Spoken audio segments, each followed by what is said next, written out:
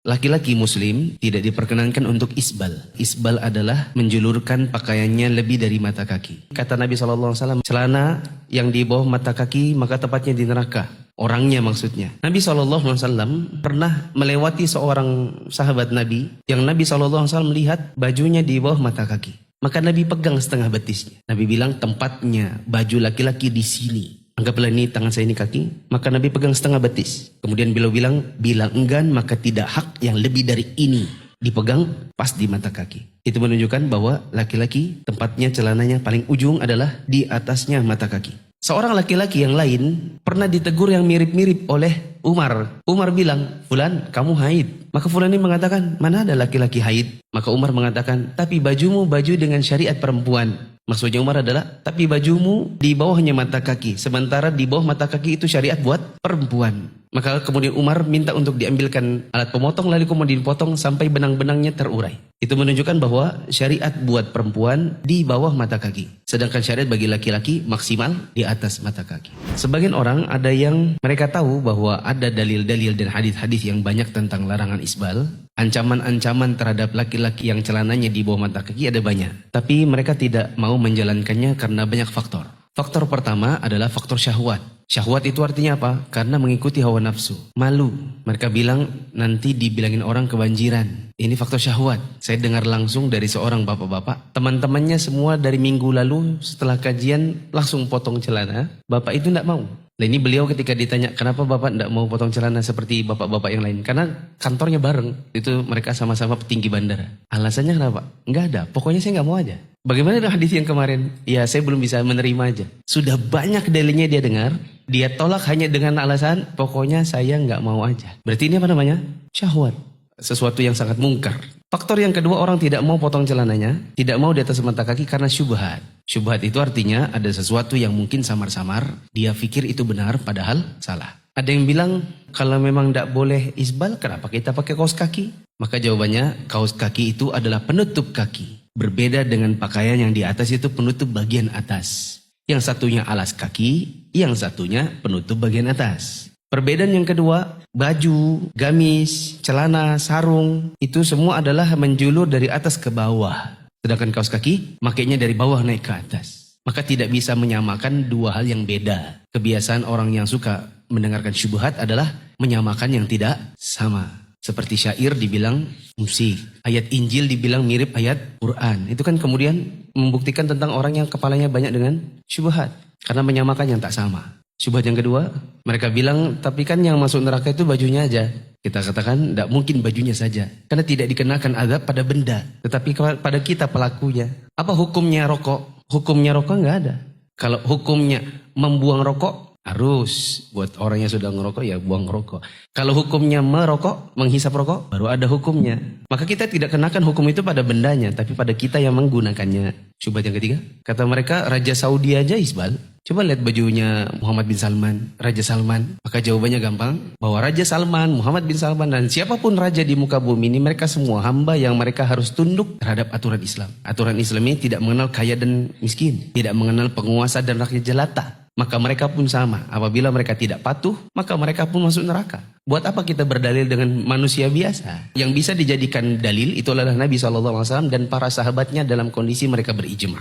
Jangankan Raja Saudi, Abu Hurairah saja apabila salah maka nggak diikuti. Syubhat yang lain, nah ini yang berat. Sebagian orang mengatakan isbal itu baru berdosa kalau sombong. Kalau ditanya apa alasannya, kebanyakan ustadz-ustadz yang mereka tidak mau memotong celananya, ya karena lebih dari mata kaki, mereka mengatakan karena Abu Bakar pernah bertanya kepada Nabi. Ya, karena Nabi SAW mengatakan janganlah isbal, karena isbal itu termasuk bentuk kesombongan. Maka Abu Bakar bertanya, ya Rasulullah, sesungguhnya saya ini kalau pakai sarung, maka dia kadang-kadang kalau bahasa kita melorot, turun dari tempatnya. Kalau saya tidak perhatikan, dia suka melorot. Maka Nabi SAW mengatakan, engkau tidak termasuk orang yang sombong. Lalu mereka memahaminya dibalik.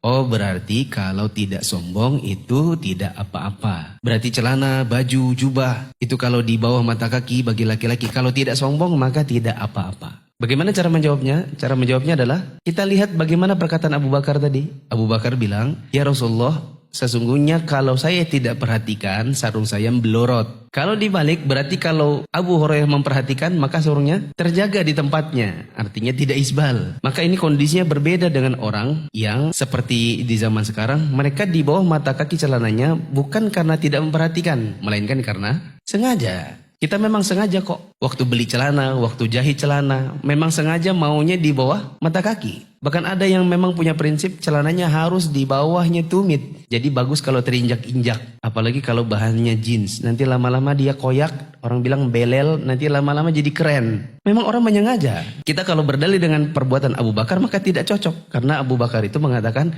kalau saya tidak perhatikan. Adapun kita di zaman sekarang melakukannya secara kesengajaan. Syubhat yang lain, ada syubhat dan ini syubhat yang bagi saya paling berat. Karena menggunakan kaidah fikih. Kalau dikasih kepada penuntut ilmu ahlu sunnah yang baru mengaji, bisa jadi kena syubhat dan berat.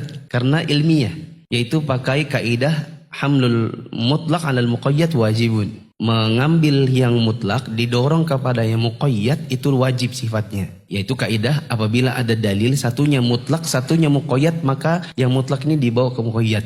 Yang umum adalah dalil-dalil tentang isbal tanpa sombong. Sedangkan yang muqayyad adalah ditakyid dengan sombong. Lalu mereka mengatakan, maka hadis ini dibawa kepada yang sombong. Berarti hanya berlaku apabila yang sombong. Yang tidak sombong maka tidak berlaku hadisnya. Kata Syekh Utsaimin, hanya bisa dilakukan hamlul mutlaq ala muqayyad kalau sebabnya sama. Tapi kalau sebabnya berbeda, maka hukumnya juga berbeda. Yang satu sebabnya adalah tanpa kesombongan, yang satu lagi karena kesombongan. Maka Nabi SAW memaksudkan, ada kalanya orang diazab karena isbal meskipun gak sombong. Ada kalanya orang diazab karena isbal dan itu karena sombong. Dua hal yang berbeda. Adapun yang isbal tanpa kesombongan, maka sebagaimana hadis Nabi SAW yang umum. Nabi bilang, ma asfala mina ka'baini fa finnar. Pakaian yang lebih dari 2 mata kaki, maka tempatnya di neraka, maksudnya orangnya. Ini tanpa kesombongan. Adapun yang dengan kesombongan, maka sudah kita baca di dalam buku ini, ada banyak dalil-dalil yang mengatakan orang-orang yang isbal dengan kesombongan, maka mereka azab dengan beberapa hal. Allah tidak akan ajak bicara, wala yanzur ilaihim, Allah tidak akan lihat mereka di hari kiamat, wala yuzakkihim, Allah tidak akan sucikan mereka dari dosa-dosa mereka, walahum adzabun alim, dan bagi mereka azab yang pedih. Ini 2 hal yang berbeda. Silakan teman-teman memilih yang mana teman-teman mau. Semoga nggak ada lagi yang bilang, pokoknya saya nggak mau. Kenapa? Pokoknya nggak apa-apa. Pokoknya saya nggak terima aja. Karena saya khawatir orang-orang yang demikian itu mendapatkan azab dari Allah. Pernah terjadi suatu hari, seorang laki-laki berbicara dengan Ibnu Abbas tentang hukum seputar manasik haji. Kemudian Ibnu Abbas mengatakan, Rasulullah bersabda begini. Laki-laki itu menentang perkataan Nabi. Dia mengatakan, tapi Abu Bakar sama Umar berpendapat begini. Paham ya? Ketika berdiskusi, Ibnu Abbas bawakan hadis Nabi. Sedangkan orang ini membantah perkataan Nabi dengan membawakan perkataan Abu Bakar dan Umar. Yang kita yakin gak mungkin Abu Bakar Umar itu menentang Nabi. Mungkin dianya aja yang salah paham. Maka kata Ibnu Abbas apa? Seolah-olah aku melihat ada bintang dilempar ke kepalamu dari atas langit. Ku katakan Nabi bersabda, kamu tentang dengan perkataan Abu Bakar dan Umar. Ini tadi kita bicara tentang hadis-hadis berkenaan dengan isbal. Lalu ada orang berkata, saya nggak mau. Kenapa? Pokoknya nggak mau aja. Ini bukan lagi ditentang dengan perkataan Abu Bakar dan Umar. Ditentang dengan perkataannya dia sendiri. Kita menentang perkataan Nabi dengan perkataan Abu Bakar dan Umar. Kata Ibnu Abbas, sepertilah kamu dilempar dengan bintang atau batu dari langit. Ini kau tentang perkataan Nabi dengan perkataanmu sendiri. Saya tidak tahu apa yang dilempar dari langit untuk dirinya.